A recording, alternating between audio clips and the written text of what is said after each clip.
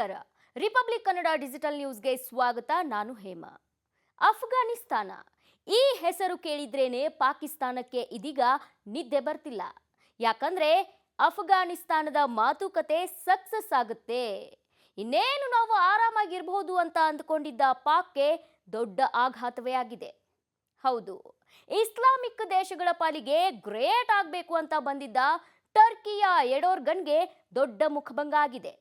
ಇಸ್ತಾಂಬುಲ್ನಲ್ಲಿ ಅಫ್ಘಾನಿಸ್ತಾನ ಪಾಕಿಸ್ತಾನದ ನಡುವೆ ನಡೆದ ಮಾತುಕತೆ ಕಂಪ್ಲೀಟ್ ಫ್ಲಾಪ್ ಆಗಿದೆ. ಎರಡೂ ದೇಶಗಳಿಗೂ ಸಂಧಾನ ಮಾಡ್ತೀನಿ ಬನ್ನಿ ಅಂತ ಕರೆದಿದ್ದ. ಆದರೆ ಈ ಪಾಪಿ ಪಾಕಿಸ್ತಾನ ಏನ್ ಮಾಡುತ್ತೆ ಅಂದ್ರೆ, ಸಂಧಾನಕ್ಕೂ 2 ದಿನ ಹಿಂದೆಯೇ ತನ್ನ ಮುಟ್ಟಾಳತನವನ್ನ ಪ್ರದರ್ಶಿಸಿ ಕಿರಿಕ್ ಮಾಡಿಕೊಳ್ಳುತ್ತೆ. ಅಫ್ಘಾನಿಸ್ತಾನದ ಮೇಲೆ ಏರ್ ಸ್ಟ್ರೈಕ್ ಮಾಡಿ ದೊಡ್ಡ ತಪ್ಪನ್ನ ಮಾಡಿಬಿಡುತ್ತೆ ಈ ನಾಲಾಯಕ ಪಾಕಿಸ್ತಾನ. ಆದರೆ ಈ ಪಾಕಿಸ್ತಾನದ ಬೆದರಿಕೆಗೆ ಅಫ್ಘನ್ನರು ಯಾವುದೇ ಕಾರಣಕ್ಕೂ ಜಗ್ಗೋದಿಲ್ಲ, ಬಗ್ಲಿಲ್ಲ. ಹಳೆ ಕಾಲದ ಯುದ್ಧ ಟ್ಯಾಂಕ್, ಏರ್ಕ್ರಾಫ್ಟ್ ಗನ್ಗಳನ್ನ ರಿಪೇರಿ ಮಾಡಿ ಎಲ್ಲವನ್ನ ಗಡಿಗೆ ತಂದು ನಿಲ್ಲಿಸ್ತಾರೆ. ಇಷ್ಟೇ, ಪಾಕಿಸ್ತಾನ ಗಡಿಯುದ್ದಕ್ಕೂ ಅಫ್ಘನ್ನರು ಗುಂಡಿನ ಮಳೆಯನ್ನೇ ಸುರಿಸಿದ್ದಾರೆ. ಪಾಕಿಸ್ತಾನದ ಖ್ಯಾತೆಯಿಂದ ಕೆರಳಿರೋ ಅಫ್ಘಾನಿಸ್ತಾನ ಪಾಕ್ನ ಯಾವ ಬೇಡಿಕೆಯನ್ನು ನಾವು ಒಪ್ಪೋದಿಲ್ಲ ಅಂತ ಹೇಳಿದೆ.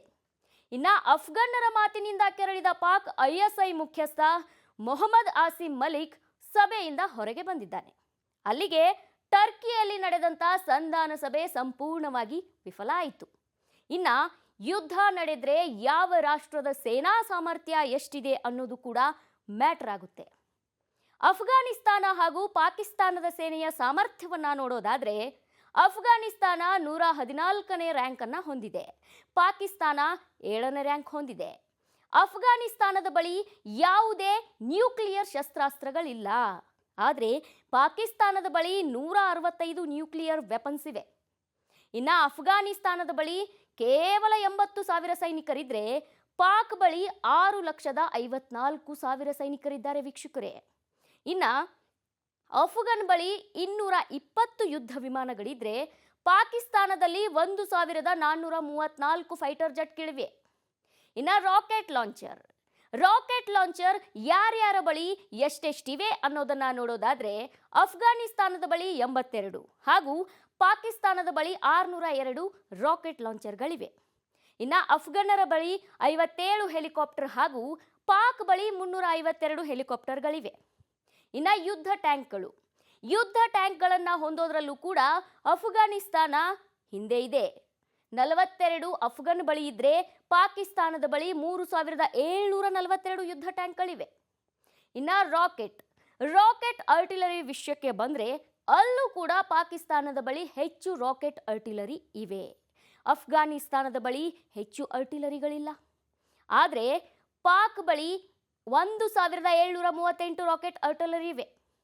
ಈ ಎಲ್ಲ ಅಂಕಿಅಂಶಗಳನ್ನ ಗಮನಿಸಿದಾಗ ಪಾಕಿಸ್ತಾನ ಅಫ್ಘಾನಿಸ್ತಾನಕ್ಕಿಂತಲೂ ಸೇನಾ ಸಾಮರ್ಥ್ಯದಲ್ಲಿ ಮುಂದಿದೆ ಹಾಗೂ ಶಸ್ತ್ರಾಸ್ತ್ರಗಳನ್ನು ಕೂಡ ಹೆಚ್ಚಿನ ಪ್ರಮಾಣದಲ್ಲಿ ಹೊಂದಿದೆ.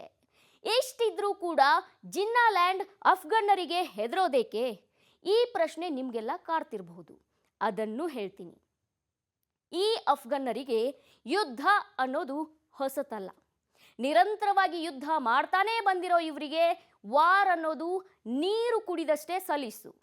ಅದರಲ್ಲೂ ಗೆರಿಲ್ಲಾ ಯುದ್ಧದಲ್ಲಿ ಇವರನ್ನ ಮೀರಿಸೋರು ಇಲ್ಲ ಅಂತಾನೆ ಹೇಳ್ಬೋದು. ಒಂದು ವೇಳೆ ಪಾಕಿಸ್ತಾನ ಸೇನೆ ದಂಡೆತ್ತಿ ಬಂದ್ರೆ, ಗುಡ್ಡಗಾಡು ಪ್ರದೇಶದಲ್ಲಿ ಅಡಗಿರೋ ಇವರು ಯಾವ ಕಡೆಯಿಂದ ದಾಳಿ ಮಾಡ್ತಾರೆ ಅನ್ನೋದೇ ಗೊತ್ತಾಗಲ್ಲ. ಪಾಕ್ ಸೇನೆ ಇವರನ್ನ ಹುಡುಕೋ ಅಷ್ಟರಲ್ಲೇ ಅಫ್ಘನ್ನರು ಎಲ್ಲ ದಿಕ್ಕುಗಳಿಂದಲೂ ಆವರಿಸಿ ಬಿಡ್ತಾರೆ. ಇನ್ನ 2,600 ಕಿಲೋಮೀಟರ್ ಉದ್ದದ ಗಡಿ ಹಂಚಿಕೊಂಡಿರೋ ಪಾಕಿಸ್ತಾನ ಮತ್ತು ಅಫ್ಘಾನಿಸ್ತಾನ ನಡುವಿನ ಘರ್ಷಣೆ ಇವತ್ತಿಂದಲ್ಲ ವೀಕ್ಷಕರೇ. ಸುಮಾರು 130 ವರ್ಷಗಳಿಂದಲೂ ಘರ್ಷಣೆ ನಡೆಯುತ್ತಲೇ ಇದೆ. ಈ ಡ್ಯುರಾಂಡ್ ಲೈನ್ 1893ರಲ್ಲಿ ಭಾರತದ ಬ್ರಿಟಿಷ್ ಅಧಿಕಾರಿ ಮಾರ್ಚಿಮಲ್ ಡ್ಯುರಾಂಡ್ ಮತ್ತು ಅಫ್ಘನ್ ಎಮಿರ್ ಅಬ್ದುಲ್ ರಹಮಾನ್ ಈ ನಡುವೆ ಒಪ್ಪಂದ ಆಗಿತ್ತು. ಈ ಗಡಿ ಪಖ್ತೂನ್ ಜನರನ್ನ ಪಾಕ್ ಅಫ್ಘನ್ಗಳ ನಡುವೆ ವಿಭಜನೆ ಮಾಡುತ್ತೆ. ಅಫ್ಘಾನಿಸ್ತಾನ ಈ ಗಡಿಯನ್ನ ತನ್ನ ಮೇಲೆ ಹೇರಲಾದಂತ ಬಲವಂತವಾದ ಗಡಿ ಅಂತ ಭಾವಿಸಿದೆ. ಆ ಗಡಿಯನ್ನ ದಾಟಿ ಪಾಕ್ ಪ್ರದೇಶವನ್ನು ಒಳಗೊಂಡು ಪಶ್ತೂನಿಸ್ತಾನ್ ಎಂಬ ಸ್ವತಂತ್ರ ರಾಜ್ಯ ರಚನೆ ಗುರಿಯನ್ನ ಹೊಂದಿದೆ. ಹೀಗಾಗಿ ಅಫ್ಘಾನ್ ಹಾಗೂ ಪಾಕಿಸ್ತಾನದ ನಡುವೆ ನಿರಂತರವಾಗಿ ಸಂಘರ್ಷ ನಡೀತಾನೇ ಇದೆ. ಇದೀಗ ಮಾತುಕತೆ ವಿಫಲವಾದ ನಂತರ ಅಫ್ಘಾನ್ ಗಡಿ ಮತ್ತು ಬುಡಕಟ್ಟು ವ್ಯವಹಾರಗಳ ಸಚಿವ ನೂರುಲ್ಲಾ ನೂರಿ ಪಾಕ್ಗೆ ಖಡಕ್ ವಾರ್ನ್ ಮಾಡಿದ್ದಾರೆ. ನಮ್ಮ ತಾಳ್ಮೆಯನ್ನ ಪರೀಕ್ಷಿಸಬೇಡಿ, ನಾವು ಯುದ್ಧಕ್ಕೆ ರೆಡಿಯಾಗಿದ್ದೇವೆ. ಒಂದು ವೇಳೆ ಯುದ್ಧ ಏನಾದರೂ ಭುಗಿಲೆದ್ರೆ ಅಫ್ಘನ್ನರು ಯುವಕರು ಮತ್ತು ಹಿರಿಯರು ಅನ್ನೋದನ್ನ ನೋಡೋದಿಲ್ಲ, ಎಲ್ಲರೂ ಹೋರಾಟಕ್ಕೆ ಬರ್ತೀವಿ ಅಂತ ಎಚ್ಚರಿಕೆಯನ್ನ ನೀಡಿದ್ದಾರೆ. ಪಾಕ್ ಹಾಗೂ ಅಫ್ಘನ್ನರ ಈ ಗಡಿ ಸಂಘರ್ಷ ಮುಂದೆ ಅದ್ಯಾವ ಹಂತ ತಲುಪುತ್ತೋ ಕಾದು ನೋಡಬೇಕು. ಇದಾಗಿತ್ತು ಇವತ್ತಿನ ಡಿಜಿಟಲ್ ಸ್ಪೆಷಲ್. ನೋಡ್ತಾ ಇರಿ ರಿಪಬ್ಲಿಕ್ ಕನ್ನಡ, ಇದು ನಿಮ್ಮ ಧ್ವನಿ. ನಮಸ್ಕಾರ. ರಿಪಬ್ಲಿಕ್ ಕನ್ನಡ ಡಿಜಿಟಲ್ ನ್ಯೂಸ್ಗೆ ಸ್ವಾಗತ. ನಾನು ಹೇಮಾ. ಅಫ್ಘಾನಿಸ್ತಾನ ಈ ಹೆಸರು ಕೇಳಿದ್ರೇನೆ ಪಾಕಿಸ್ತಾನಕ್ಕೆ ಇದೀಗ ನಿದ್ದೆ ಬರ್ತಿಲ್ಲ. ಯಾಕಂದ್ರೆ ಅಫ್ಘಾನಿಸ್ತಾನದ ಮಾತುಕತೆ ಸಕ್ಸಸ್ ಆಗುತ್ತೆ, ಇನ್ನೇನು ನಾವು ಆರಾಮಾಗಿರ್ಬಹುದು ಅಂತ ಅಂದ್ಕೊಂಡಿದ್ದ ಪಾಕ್ಗೆ ದೊಡ್ಡ ಆಘಾತವೇ ಆಗಿದೆ.